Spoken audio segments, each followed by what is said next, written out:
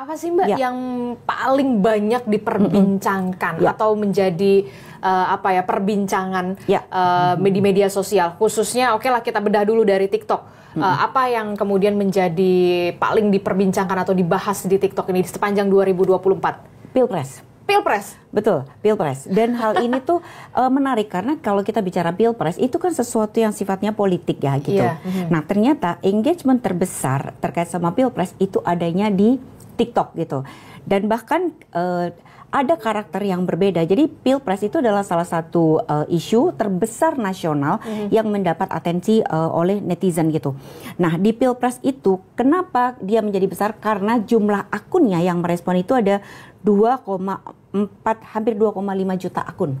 Oke, ini jadi 10 tema yang 10 tema yang paling besar di situ. Pertama gitu. Pilpres ya? Pertama Pilpres, karena dia adalah satu ajang yang membuat netizen itu ternyata mereka sangat happy untuk mengikuti isu-isu terkait sama Pilpres. Bahkan ada istilahnya kan kemarin tuh joget gemoy. Iya, betul. Kemudian anak abah.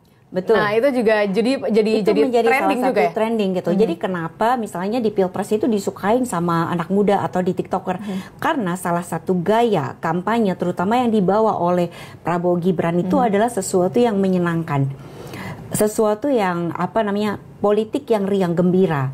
Isinya adalah mari joget gitu. Terus kemudian mereka juga menampilkan misalnya videotron yang out of the box gitu kan, gitu. Betul. Kampanye yang menyenangkan, mengundang banyak influencer. Nah, itulah yang mengakibatkan kenapa ketika bicara soal Pilpres, netizen dari Instagram dan TikTok itu memberikan sorotan lebih tajam kepada salah satu paslon tersebut. Nah, menariknya Mbak, ketika kita bicara soal Pilpres, di media sosial Twitter itu emotionnya berbeda dengan emotion yang ada di platform Instagram dengan TikTok tersebut gitu. Apa perbedaannya? Jadi perbedaannya di media sosial Twitter itu mereka lebih kritis terhadap perhelatan atau Pilpres. terhadap debat capres kemarin gitu. Nah, ada satu fenomena yang menarik di mana ketika di Twitter itu satu kandidat itu Prabowo itu mendapatkan sentimen negatif Pada saat debat ketiga karena dia dianggap tidak mumpuni ketika bicara soal keamanan atau pertahanan. Pertahanan ya.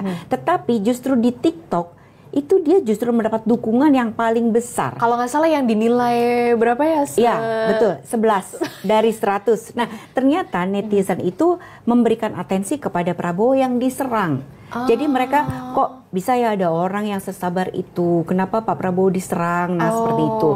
Belum lagi soal kucing ya gitu. Jadi, benar-benar. Betul kan gitu. Itu juga menjadi salah satu isu yang cukup besar gitu. Bahkan engagement terbesar salah satu dari Pilpres itu adalah postingan terkait sama kucing itu penting. Kucing itu penting.